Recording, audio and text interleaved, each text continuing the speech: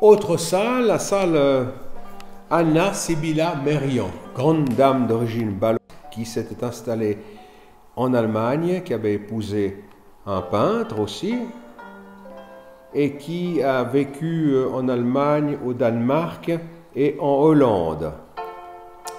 Cette dame avait beaucoup de passion pour la peinture et essentiellement pour les insectes. N'oublions pas que nous sommes au XVIIe siècle et que s'intéresser aux insectes pour une dame, ça posait problème. C'est qui lui a valu beaucoup de récriminations, de critiques.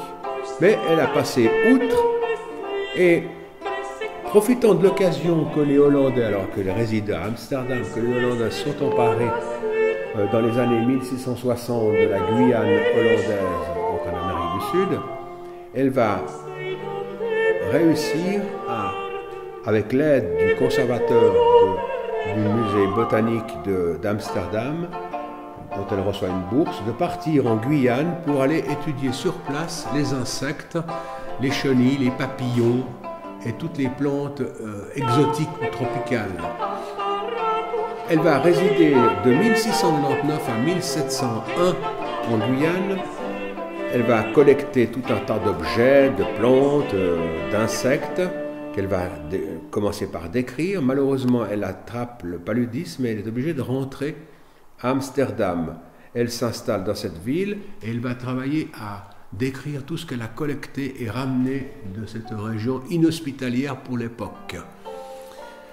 Et en 1703, un monsieur passe dans son laboratoire, est impressionné par toutes ses œuvres et il propose d'en racheter une partie. Madame Merian n'est pas tout à fait d'accord, elle lui cède quelques œuvres, mais elle garde le principal. Et en 1717, l'année de sa mort, ce monsieur va revenir à la charge et cette fois réussir à acheter à sa fille, Dorothée Merian, l'ensemble de ses œuvres et ramener en même temps la fille, Dorothée, et son mari à Saint-Pétersbourg, où ils vont devenir pratiquement des peintres officiels de la cour de monsieur Pierre le Grand, puisque c'est le tsar Pierre le Grand.